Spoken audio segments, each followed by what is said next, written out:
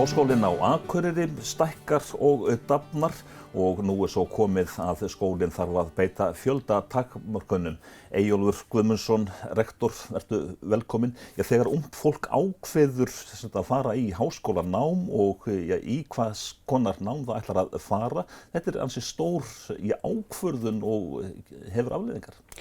Hún stór, afleiðingar kannski já, en við getum sagt að heimurinn hefur breyst svo hratt að í raun og veru erfitt að segja til það í dag hvaða háskólanám gildi eftir 20-30 ár. Þegar við vorum ungir þá var eðlilegt að velja sér háskólanám og þá varstu búin að velja þér starfsferil og svona nokkuð ljóst hvernig lífið myndi þróast á, héldum við allavega. Fjórða iðnbyltingin, hún að skella á. En háskólanám það alltaf þá að verða mikilvægara og mikilvægara? Já, og þó svo að þú veljir þig kannski ekki endilega endanlega starfsgrein með vali á háskólanám í dag, að þá hæfileikinn til þess að læra hratt og vel, hæfileikinn til þess að greina, hæfileikinn til gagnrýnar hugsunar, það sem mun verða lykillinn að störfum framtíðarinnar. Því að störf framtíðarinnar munu snúast miklu meira hugverkið, þjónustuna, og að geta leyst þau stóru verkefni sem við stöndum frammi fyrir, til dæmis í loftslagsmálum, í mjög svo þverfaglegum hópum, þar sem fólk þarf að geta unnið saman á gagnrýninn og uppbyggilegan hátt. Þegar háskólinn að kynna sig á háskólatorgum og háskóladögum, þegar ungt fólk kemur til ykkar og að spá og spekulera, finnur þessa hugsun hjá ungu fólki? Við finnum fyrir því að fólk leitar. En á sama tíma urðum við varðað til dæmis í ár að fólk virtist vera ákveðnara að mörgu leyti og var búið að kynna sér námsefni vel fyrirfram og var að afla sér viðbótar upplýsinga á þeim viðburðum sem við stóðum fyrir og fengum þau til okkar í heimsókn. Þannig að við höfum hefðbundnar leiðir eins og hjúkrunarfræði, kennaranám, sjávarútvegsnám sem eru starfsmiðuð. Stærðin hins vegar svo að þessi menntun hefur nýst mjög víða. Fáir sem vita það, en minn yfirmaður hjá CCP þegar ég vann þar forðum daga kennaramenntaður sem slíkur og starfar ennþá í tölvunarfræðigeiranum. Við höfum öll sögurnar af því hvernig fólk í heilbrigðisstéttum starfar víða heldur en bara inn á stofnunum. Þannig að ég held að fólk velji þetta meira af grunnáhuga og það gott. Því að fólk á að velja það sem að hjartað segir þeim að þau munu njóta að vinna við, en að hugsa mjög breytt hvar þekkingin nýtist. Hefurðu eitthvað spáð í það svona með sjálfu þér hvaða þættir það sem hafa áhrif á námsval fólks eða hvaða leiða fer? Já, það ég búin að hugsa í 20-30 ár. Það eru tilkenningar, sumar staðfestar og aðrar eru ennþá bara grunnur. Sumir segja að það séu foreldrar og sérstaklega mæður sem hafi áhrif á val nemenda. Aðrir segja að tískubylgjur, hvað í gangi á hverjum einum tíma hafi mikil áhrif. Við sáum það til dæmis þegar Ísland ætlaði að verða fjármála eyja, að þá dróst saman verulega aðsókn hjá okkur í sjávarútvegsfræðinám sem dæmi. Það að segja að fólk fór frá hefðbundnari greinum og meira yfir í fjármálagreinar.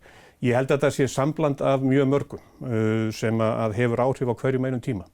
Þess vegna mjög mikilvægt að það eigi sér stað samtal einstaklingana við sitt nærumhverfi, samtal einstaklingana við sjálfan sig, það hvað framtíðin ber í skauti. En við skulum ekki gleyma því að með þessum breytingum sem við erum að sjá fram á, fjórðu iðnbyltinguna eins og þú minntist á, að þá mun fólk þurfa að endurmynda sig. Nám eilífðarverkefni og alla þína lífsleið verður að bæta við þekkingu og jafnvel að skipta algjörlega svið, svo hratt mun heimurinn breytast. Ef við tökum þá bara sveitarfélögin, það mjög mismunandi hvert hlutfall háskólamenntaðs fólks eftir sveitarfélögum eða landshlutum í það minnsta. Hversu miklu máli skiptir þessi þáttur upp á framtíð sveitarfélagana? Öllu máli. Við sjáum það mjög skýrt í þeim tölum þegar við skoðum útskrifaða nemendur frá Háskólanum á Akureyri og þetta hafa verið birtar fræðigreinar sem að okkar fólk hefur skoðað í samvinnu við aðra. Og það til dæmis alveg ljóst að ef að fólk getur stundað sitt nám í heimabyggð, að þá eru 80% þeirra sem stunduðu nám í sinna heimabyggð en búandi þar 5 árum seinna. Og samanborið við þá sem að flytja til annar staðar til þess að stunda sitt nám, að þá eru eingöngu að mig minnir 30% þeirra sem eru komnir tilbaka til sinna heimabyggðar 5 árum síðar, eftir að námi lýkur. Þannig að þetta hefur gríðarleg áhrif á þann mannauð sem í boði í hverju og einu sveitarfélagi fyrir sig. aftur tengingunni við fjórðu iðnbyltinguna að þá til þess að geta tekist á við þessi nýju verkefni, til þess að geta tekist á við fjölbreyttara atvinnulíf, að þá þarf þetta aðgengi að vera algjörlega klárt. Og Háskólinn á Akureyri hefur svo sannarlega náð að hafa verulega áhrif hér. Við sjáum það bara í fjölda hjúkrunarfræðinga landið allt og fjölda kennara sem voru svona fyrstu 2 stóru greinarnar sem hafa haft gríðarlega áhrif. Og bara hér á þessu svæði sérstaklega en líka landið allt. Háskólinn á Akureyri er rúmlega 30 ára, 32 ef ég man rétt. Er þessa þá farið að sjást merki? Já, greinileg? Það voru greinileg merki byrjað að sjást fyrir að minnsta kosti 10 ára síðan ef ekki fyrr. Og í dag alveg ljóst. En það hafa orðið miklar samfélagslegar breytingar á kennsluháttum líka. Núna er það hið svokallaða sveigjanlega nám sem að allt snýst nánast. Já, sko í grunninn erum við að tala að aðgengi að námi þarf að vera fjölbreytt. Við hófum okkar námi því að blanda saman staðanámi og fjarnámi sem hefur færst yfir í það að við erum með sveigjanlegt aðgengi að náminu. Það þýðir ekki að nemendur geta stunda námið algjörlega eins og þeim hendar, heldur en þeir veitt betra aðgengi með aðgengi að upptökum. En þau þurfa áfram að sinna sínum verkefnum á tilteknum tímum. Þau þurfa að mæta í lotur eins og þær eru settar upp í hverju fagi fyrir sig. En þetta snýst það að þú átt tækifærið á að búa í þinni heimabyggð og sækja námið á þeim forsendum sem að þér hendar eins best í samráði við skólan og þau skilyrðir sem hver og einn námsbraut setur. En tæknin hún er á fleygiferð í þessum efnum. Ef þú ég bara horfið bara fyrir hornið, hvað gerist næst í þessum þáttum? Framtíðina er kannski erfitt að spá, en það er alveg ljóst að aðgengi að þekkingu mun aukast verulega. Við sjáum það bara einfallega með öllu því efni sem er hlaðið á YouTube í dag. Við sáum það með öllu því efni sem er í boði við köllum það samvinnu háskóla á netinu. Þú getur farið og tekið áfanga hjá erlendum háskólum, virtum erlendum háskólum sem að bjóða upp á tiltekna þekkingu og kennslu. Þú getur meira sem greitt tiltölulega lágt gjald, kannski $70 til $100 og þá færðu það ákveðna viðurkenningu að þú hafi tekið þetta námskeið og það er allt saman gert á netinu og með rafrænum hætti.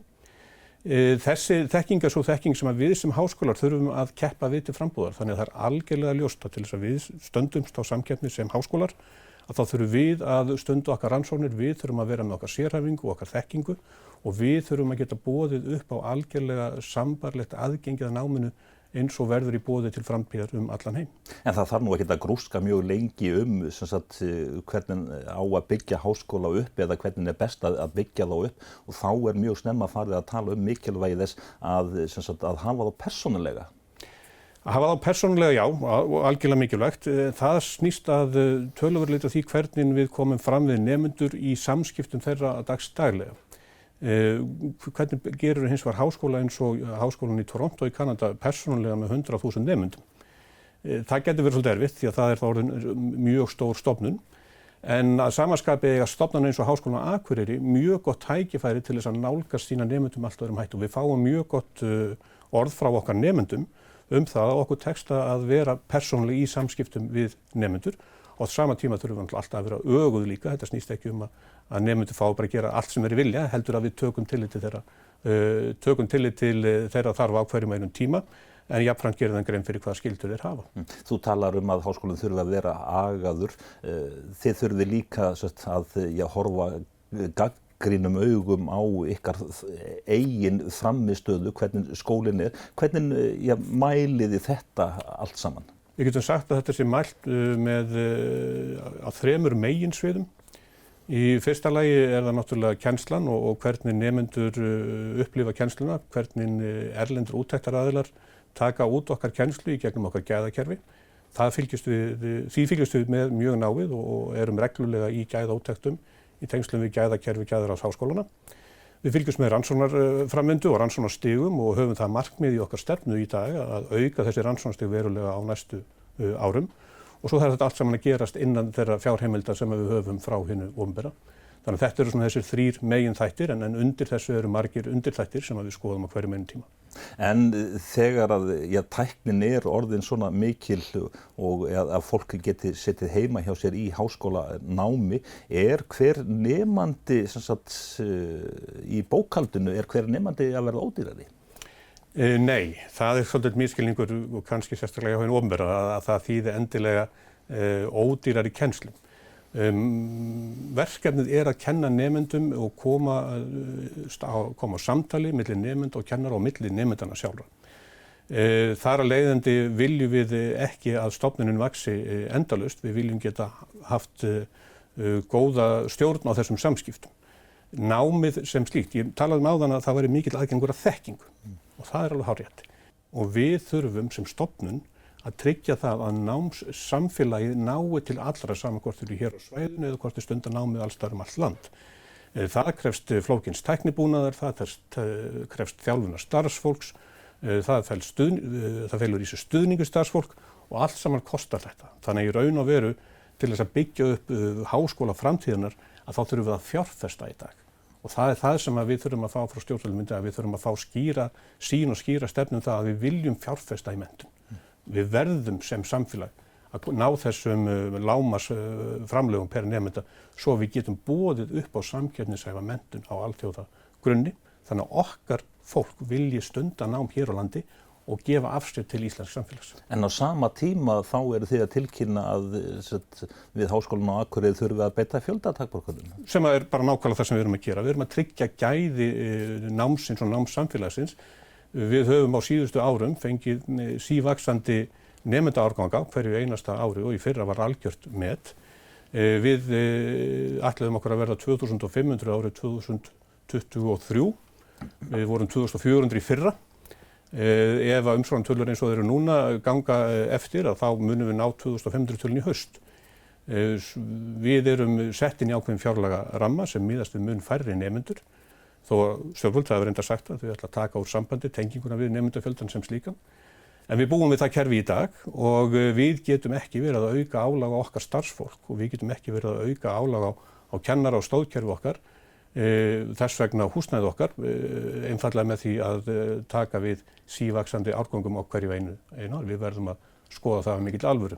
Og það erum við að gera þessa dagana og höfum ákveðið að miða við að við náum að halda okkur í svipuðum tölum eins og í fyrra. Ef ég las fréttirnar rétt reglurnar í þessum fjöldatakmörkunum, þá horfið þið meðal annars til búsetu fólks þannig að ungur nemandi á Raufarhöfn rétt hærri heldur en ungur nemandi í Breiðholtinu. Skulum kannski ekki orða það með þeim hætti. Þetta flóknara ferli en svo. En það vissulega rétt að við horfum til þátta fleiri heldur en bara stúdentsprófs og einkunna vegna þess að við teljum að það sé rosalega mikilvægt að fólk hafi jöfn tækifæri. Og þegar það verið að horfa til þess með hvaða hætti eigi að velja inn að þá náttúrulega sjálfsögur hljótu að spyrja okkur spurningana einstaklingunni svo þú lýsir sem að býr á norðausturhluta landsins og hefur aðgengi að tilteknu námi kannski í 2 háskólum á móti nemenda á höfuðborgarsvæðinu sem eru aðgengi að sama námi í kannski 4 til 5 háskólum. Að við hljótum að horfa til þess að það séu einhverjar tilslakanir gefnar í því. Þetta allt sem að ferli sem að við erum að vinna innanbúðar hjá okkur og það eru ákveðin vikt á hverju einu og getur verið mismunandi á milli deildana. Þannig að það ekki hægt að segja að einhver sé rétt hærri en einhver annar. Þetta skoðað í mjög stóru samhengi. Þannig að allir eiga rétt á háskólanámi óháð búsetu eins og það stendur einhver staðar í einhverju byggðastefnunni þannig að þið eru að uppfylla þetta allt saman. Við teljum okkur að gera það með þessum hætti og höfum skoðað þetta mjög ítarlega og teljum þetta sem mikilvægt. En þetta mjög mikilvægt samtal líka við íslenskt samfélag. Þannig að þú notar orðið það eiga allir rétt á háskólamenntun. Það mjög áhugaverð fullyrðing því að sú fullyrðing ekki til í íslenskri stefnu. En allir minnsta kosti eiga að hafa aðgang að háskólum? Já, það væri mjög fróðlegt að finna hvort að það stendur einhvers staðar í stefnum stjórnmálaflokka eða í opinberum lögum. Það stendur í lögum háskóla að þeir sem hafa stúdentspróf hafa rétt að sækja um. Já, það þannig, já. En hvað með starfsfólk háskólana að fá hæfa kennara sem að stunda rannsóknir og svo framvegis? Hvernig gengur skólanum að ráða til sín hæft starfsfólk í svona örum vexti? Það nú hluti af vandamálinu að við höfum ekki haft rými til að ráða nýtt starfsfólk þrátt fyrir þennan öra vöxt. Og það hluti af þeirri ástæðu að við erum að stemma stigu við vextinum. Því eins og ég sagði áðan, við getum ekki bara sett meiri vinnu ofan á sama fjölda fólks. Við höfum eins og að geta ráðið í stöðu sem hafa losnað. Og við höfum geta bætt við okkur stöðum til dæmis eins og í lögreglufræðunum, þar sem að ræða nýtt nám með nýju fjármagni. Þannig að þegar slíka stöðu hefur verið að ræða, að þá hefur gengið mjög vel að fá fólk til starfa hjá okkur og við höfum fengið mikinn áhuga erlendis frá og ráðið til okkar bæði innlenda og erlenda sérfræðinga á síðustu misserum sem eru öflugir rannsakendur og háskólinn sem slíkur hefur verið að bæta sig í rannsóknum á síðustu 5 til 10 árum sem mjög jákvætt og ég hlakka mikið til að sjá árangurinn af doktorsnámunum. En þar eru nú þegar 2 búin að hefja sitt doktorsnám og ef ég man þetta rétt þá allan að 3 í ferli eins og þannig að það mun byggjast upp með álíka hraða held ég eins og annað nám sem hjá okkur hefur verið og það mun vera gríðarlega lyftistöng fyrir rannsóknir í okkar nærsamfélagi hér og eins all land þar sem við erum að vinna með fólki. En þetta eitt og sér að fá heimildi til þess að vera með doktorsnema og útskrifa doktorsnema, þetta var heilmikið ferli sem að fór þarna í gang. Færðist háskóli upp eitt þrep með þessu? Með þessu erum við endanlega staðfestað að við erum háskóli eða eins og það heitir á enskunni university. Við eigum því miður íslensku ekki orð yfir university annars vegar og college hins vegar. Við tölum alltaf bara háskóla sama á hverju stiginu við erum. En með því að hafa heimild til doktorsnáms þá erum við endanlega að staðfesta að svo þekking sem verður til innan okkar stofnunar á pari við það sem verður erlendis og við höfum eitthvað að bjóða í þeim rannsóknum, í þeim flokkum sem við fengum heimild til okkar doktorsnáms. Við munum í framtíðinni óska eftir heimild á fleiri fræðasviðum eftir því sem okkur vex fiskur hrygg og við okkur tekst að sýna fram á að við rekum doktorsnám með góðum og öflugum hætti. En veitir þetta þá ykkur í svona frekari aðgang, getum við sagt, að styrkja kerfinu, sækja háskólastyrki og annar staðar? Algjört lykilatriði því að sækja styrki bæði til Rannís en ekki með síður ef við horfum til þáttöku í erlendum rannsóknarverkefnum og sérstaklega stærri erlendum rannsóknarverkefnum og við erum þegar farin að sjá áhrif þess að það auðveldara að komast í samstarf með öðrum háskólastofnunum víða heim þegar við getum boðið upp á doktorsnám. Þú ert einmitt nýkomin úr reisu. Vissulega. Kína og Kórea, 12 daga ferð, mjög áhugaverð. Ég myndi segja í grunninn fór ég þarna til þess að taka þátt í 2 viðburðum og halda erindi Ísland og íslenskan sjávarútveg sem náttúrulega mitt fagsvið. Í Kína tók ég þátt í samstarfsráðstefnu sem heitir CNARC eða China Nordic Arctic Research Commission ef ég man rétt, eða committee. Þarna samstarf norrænna rannsóknarstofnana háskóla og kínverskra og mikið rætt norðursiglingar, áhrif mengunar og loftslagsmengun. Mjög áhugavert að vera á þessum fundi í Kína á sama tíma og Bandaríkjamenn skrifuðu ekki undir yfirlýsingu þjóða í Norðurskautsráðinu vegna þess að það innihélt orðið loftslagsbreytingar. Á meðan að Kínverjar gerir sér fyllilega grein fyrir því að loftslagsbreytingar hafa gríðarlega áhrif á þeirra líf í framtíðinni. Íslandi fer núna með formennsku í Norðurskautsráðinu við Háskólann á Akureyri eru nokkrar stofnanir á þessu sviði. Hvað þýðir þetta fyrir Háskólann á Akureyri að Ísland sé þarna í formennsku eða þýðir þetta eitthvað? Ég held að þetta þýði hvað mest fyrir Akureyri og þá áherslu sem lögð hefur verið á tengingu við Norðurskautið að það gerir það sýnilegra. Við erum með vel á 3. tug fræðimanna og við háskólan og vísindamanna við aðra stofnanir hér að borgum sem að taka daglega þátt í samstarfi norðurslóðamálefni og kannski svolítið ósýnilegt gagnvart íslensku samfélagi í heild sinni en mjög sýnilegt gagnvart norðurslóðarsamfélaginu. Með þessum formennsku tíma verður og leitað til okkar starfsfólk og okkar starfsfólk situr í nefndum á vegum Norðurskautsráðsins og við tökum þátt í vinnu íslenska stjórnvalda og veitum sérfræði aðstoð og sérfræði þekkingu, þannig að sýnileikin verður miklu meiri. Ég held að það sem gerðist í Rovaniemi sé í raun og veru vísbendingum það að þessi 2 ára formennska Íslands í Norðurskautsráðinu verður mjög áhugaverð. Það við erum að ganga inn í algjörlega nýja tíma og við þurfum sem þjóð að halda mjög vel á spilunum til þess að stýra þessu samstarfi á heillavænlegan hátt, því þarna hefur verið gott samstarf milli stórþjóða þó þær hafi jafnvel staðið átt í deilum annar staðar. Þannig að þetta verður mjög áhugaverður tími fyrir fræðasamfélagið, mjög áhugaverður tími fyrir Ísland og mjög áhugaverður tími fyrir norðurslóðir og hvernig við ætlum að takast á við þær gríðarlegu breytingar sem við sjáum fyrir fram okkur. Þegar þú ert á slíkum ráðstefnum, hversu þekkt Akureyri þá í alþjóðasamfélaginu þegar að norðurskautsrannsóknir og norðurskautsmál eru annars vegar?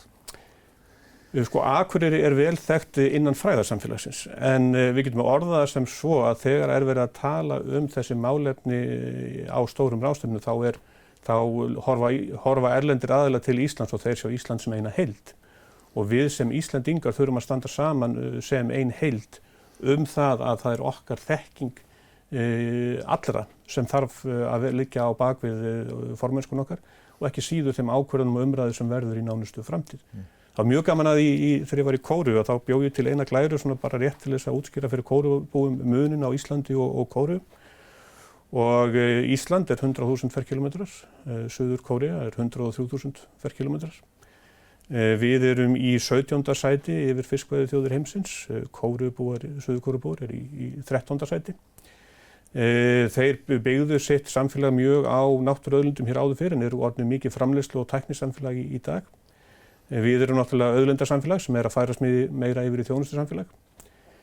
Þeir eru með höfuðborgina Seoul og svo eru þeir með stóra borg sem heitir Busan í 400 km fjarlægð á milli Seoul og Busan.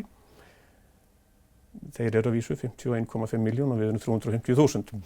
Þannig að það mjög áhugavert að eiga samtalið það hvaða challenge eða hvaða áskoranir við stöndum frammi fyrir á hverjum tíma. En á sama tíma átti ég til dæmis mjög áhugaverðs samtöl fiskveiðistjórnun, stjórnun á strandsvæðum, stýringu í tengslum við fiskeldi. Allt saman verkefni sem við heyrum hér í Íslandi að þarf að leysa líka, þannig að það góður grundvöllur til samstarfs. En að reka háskóla á Íslandi í fámenninu, Akureyringar þeir tala nú stundum að Akureyri sé borg og aðrir segja þetta sé nú bara bær. Hvort nú betra eða heillavænlegra fyrir háskóla að vera í borg eða bæ? Fyrir háskólan sem slíkan skiptir það ekki öllu máli, þannig að við þekkjum það. En þarf ekki svona ákveðið umhverfi? Jú, það þarf umhverfi, en við þekkjum það samt mjög vel að víða heim eru háskólabæir og fólk sækir í háskólabæi sem slíka. En þá það náttúrulega bara háskólinn og svo allt annað í tengslu við það og kannski stærri háskóla heldur en við höfum hér. Akureyri gæti vissulega skilgreint sig sem háskólabæ og taka þá bara mið af því að við erum með sjúkrahúsið og háskólan og í sameiningu mynda þess að tvær stofnanir mjög sterkan kjarna sem þjónustu fyrir svæðið allt. En ég held að við þurfum að taka þetta lengra. Staðreyndin sú að orðið borg gefur fólki ákveðna ímynd af því hvað í boði. Hvaða þjónusta í boði, hvaða afþreying í boði og hvaða tengingar eru í boði í þessu samfélagi. Það vitað mál allan heim fólk að færast úr svæðum þar sem hafa verið tiltölulega strjálbýlt yfir í þéttbýlli svæði. Á Íslandi hefur það alltaf bara verið í eina átt. Það hefur alltaf verið að dreifbýlinu og til suðvesturhornsins. Í öðrum löndum þá þetta gerast þannig að borgarkjarnarnir eru að stækka vegna þess að fólk sækir í þessa þjónustu. Við þurfum sem þjóð að vera alveg viss það að við getum boðið okkar unga fólki til frambúðar upp á mismunandi búsetuform. Það vilja ekkert allir búa bara á einum stað. Svo staðrind að ég hafi að velja sem einstaklingur 2 til 3 staði á landinu þar sem fólk flytur reglulega á milli og finnst bara eðlilegt, það styrkir Ísland. Tölum stundum það í líffræðinu að það þurfi breiða flóru til þess að lífkerfið viðhaldi sér. Við þurfum fjölbreytni í dýraríkinu og í plönturíkinu. Við þurfum líka fjölbreytni í mannlífinu og samfélagunum. Þess vegna held ég að við þurfum að hugsa við getum sagt Mið-Norðurland sem borgarsvæði. Hér nákvæmlega svo sama þjónusta í boði eins og á suðvesturhorninu. Það háskóli, það eru menntaskólar, það eru menningarsetur, leikfélag, sinfóníuhljómsveit, það eru öflug tónlistarhús eða sem sagt lifandi músík sem spiluð hér. Hér allt í boði sem borgarsamfélag getur boðið upp á nema beinar samgöngur útlönd. Og í slíku samfélagi ágætt að vera með háskóla? Í slíku samfélagi mjög gott að vera með háskóla og það svona þessi samlegðar áhrif. Háskólinn dafnar í fjölbreyttu samfélagi, samfélagi dafnar með öflugan háskóla. Þannig að það sem okkur vantar til þess að við getum talist vera fullgild borg í íslensku samfélagi eða borgarsamfélag eingöngu beintenging við erlenda, við getum sagt flugmiðstöð. Þannig að við sem heild getum valið á milli þess hvert við sækjum okkar þjónustu. Eyjólfur Guðmundsson, rektor Háskólans á Akureyri, þakka þér fyrir spjallið. Kærar þakkir.